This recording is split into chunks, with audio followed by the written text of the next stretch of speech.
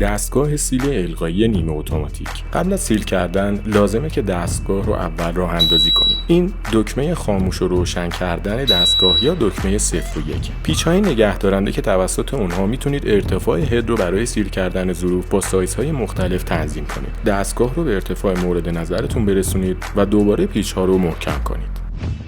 در اینجا جای فیوز دستگاه قرار داره که در صورت لزوم میتونید به راحتی اون رو تعویض کنید.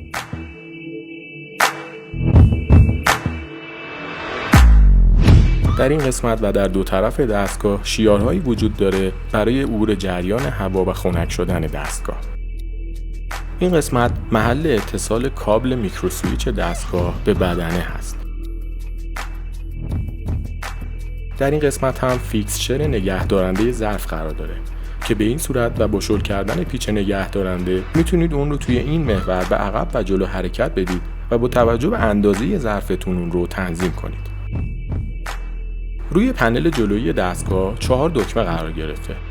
دکمه افزایش زمان و دکمه کاهش زمان برای تنظیم توان خروجی سیل. دقت کنید که توان خروجی این دستگاه بر اساس واحد زمان تنظیم میشه.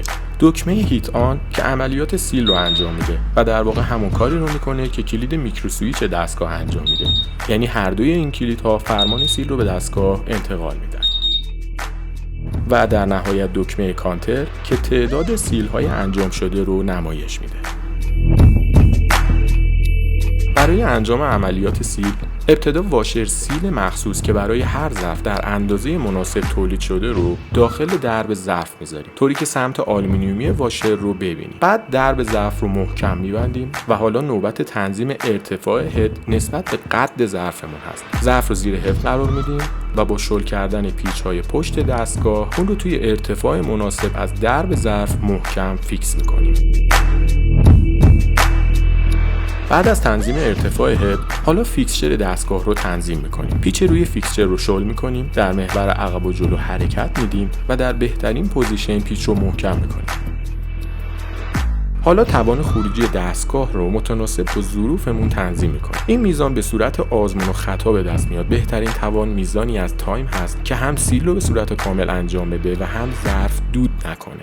بعد از انجام تنظیمات در نهایت فقط کافیه که ظرف رو به کلید میکروسویچ فشار بدیم تا فرمان سیل انجام بشه. با انجام عملیات کامل و بعد از فشار دادن کلید میکروسویچ، فرمان سیل به دستگاه انتقال داده میشه و در این زمان صدای بوق دستگاه رو میشنوید. بعد از پایان سیل هم دستگاه دوباره بوق میزنه. دقت کنید که تا شنیدن صدای بوق دوم ظرف رو از زیر دستگاه برندارید.